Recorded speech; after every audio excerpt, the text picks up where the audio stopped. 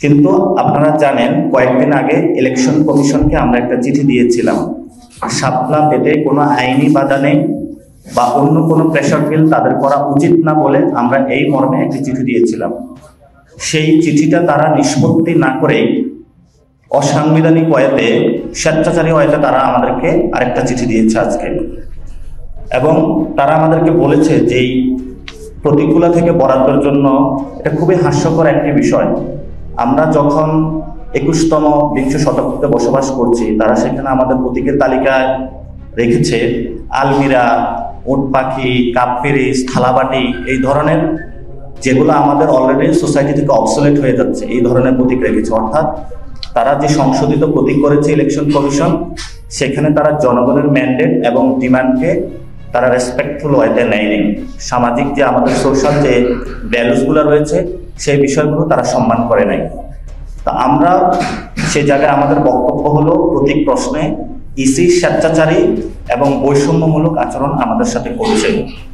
আমরা এই গণঅভ্যুত্থানের পরে বাংলাদেশে একটি স্বাধীন নির্বাচন কমিশনের দাবি জানিয়েছিলাম। নির্বাচন কমিশন যে সকল কার্যক্রমে তাদের হাতে নিয়েছে তা আমাদের সংবিধানকে প্রশ্ন করে, এবং বর্তমান যে ইলেকশন কমিশন রয়েছে তা একটি স্বেচ্ছাচারী এবং দলীয় বাহিনীর একটি দলীয় অফিসে পরিণত হচ্ছে।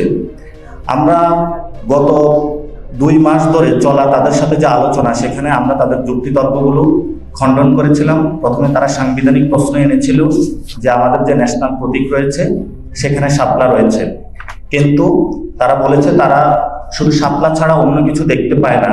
আপনারা এখানে দেখতে পাবেন যে এখানে উপরে তারা রয়েছে, এই তারাটা জাতীয় সমাজতান্ত্রিক দল জেএসডির প্রতীক হিসাবে ইসি থেকে তারা নিবন্ধন পেয়েছে।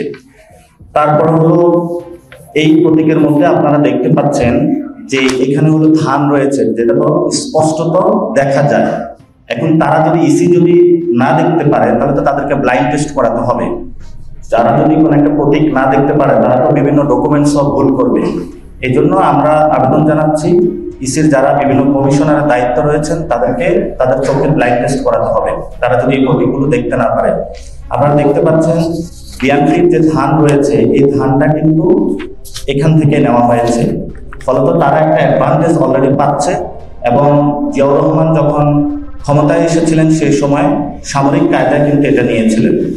তারা আমাদেরকে আরেকটা জিনিস তারা বলেছে যে বিভিন্ন প্রতিষ্ঠানের যে প্রতীকগুলো রয়েছে সেই ক্ষেত্রে তাদের কিছু বাধা বিপত্তি রয়েছে। আপনারা দেখতে পাচ্ছেন তারা ডিজিএফআই এর কথা বলেছে, ডিজিএফআই এর এখানে শাপলা প্রতীক রয়েছে, আবার এই তারার একটি চিহ্নিত রয়েছে, কিন্তু তারাটা কিন্তু জেএসটি তারা প্রতীকে তারা তাদের প্রতীক পেয়েছে।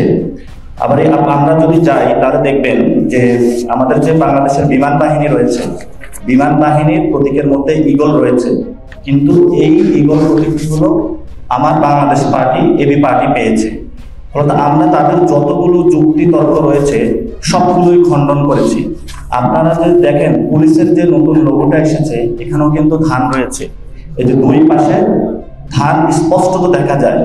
ফলত আমরা মনে করি এই সময়ে এসে ইসি একটি দলের পক্ষে পক্ষপাতমূলক অবস্থান নিয়েছে এবং তাদেরকে অ্যাডভান্টেজ দিচ্ছে।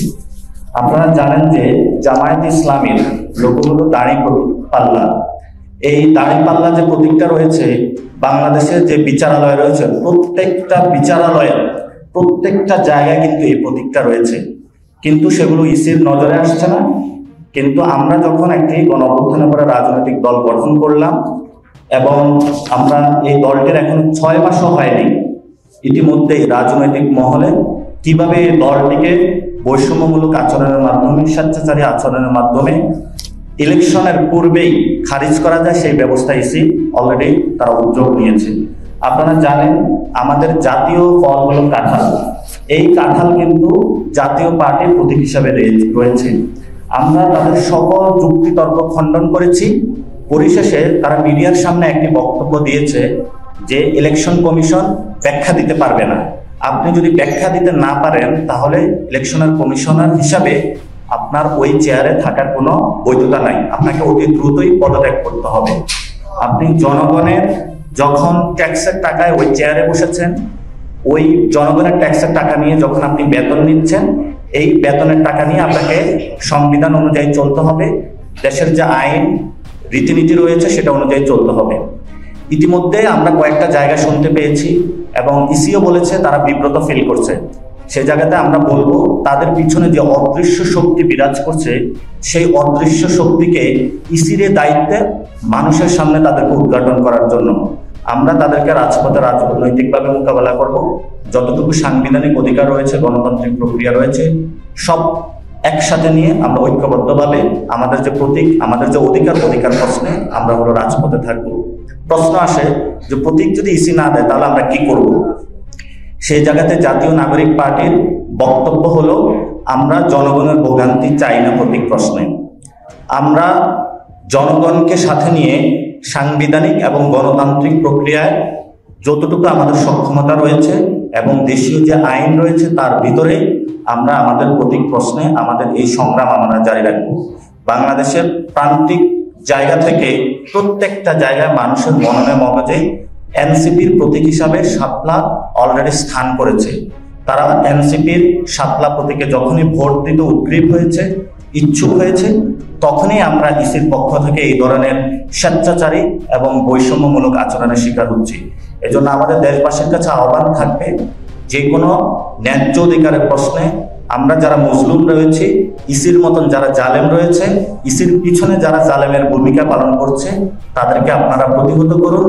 আপনার ট্যাক্সের টাকা যে প্রতিষ্ঠান চলে, ইসিকে সাংবিধানিক প্রতিষ্ঠানে রূপান্তরে আমাদের লড়াইয়ে যোগ দিন।